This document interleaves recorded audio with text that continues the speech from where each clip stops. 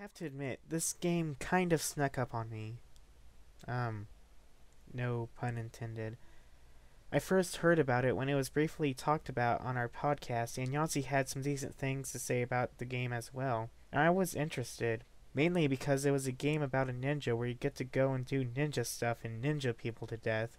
In fact, this game is actually pretty awesome now that I've played it. With this being a 2D side-scroller, it was kind of weird to hear this game being compared to the Batman Arkham games on our podcast, but I can really see it now, and if you know anything about me, you'll know that those Batman games are seriously my two most beloved games that have come out this entire generation. The comparisons that can be made between the two games really is more about the stealth mechanics. Like the Batman games, you get to grapple a high area, sneak through vents, carefully walk up behind somebody, and stab them in the throat.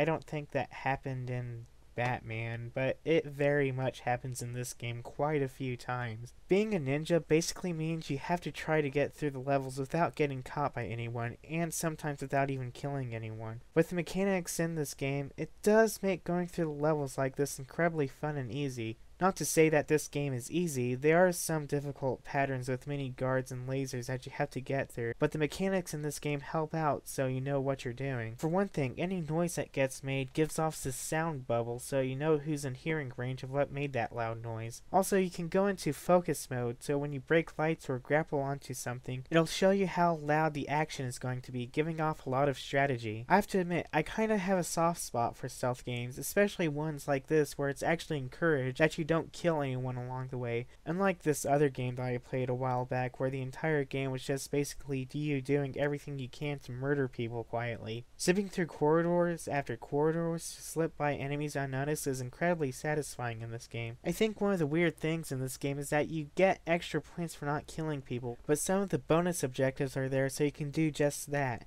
Not that killing people isn't satisfying in its own psychopathic kind of way, but it kind of felt weird to feel penalized for killing someone when the mission was over, even though an objective told me to. The thing is, though, is that it's basically a way to make you play the levels more than once. Once you complete a bonus objective, you don't have to go through the level to try it again. You can go through it the next time while trying not to kill people. Some might find this a kind of cheap way to make you play the game more than once, but this game is good enough to where I'm probably going to be playing the levels again anyway.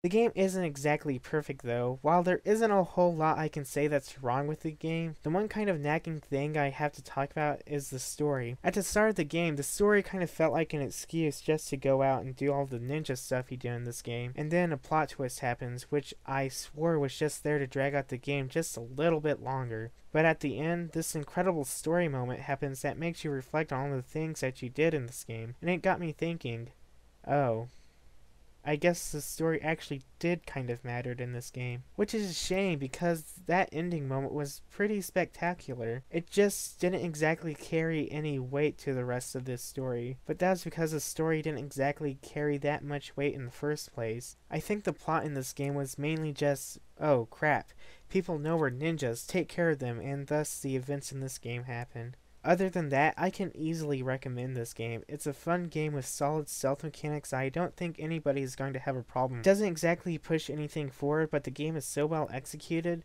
What more could you ask for?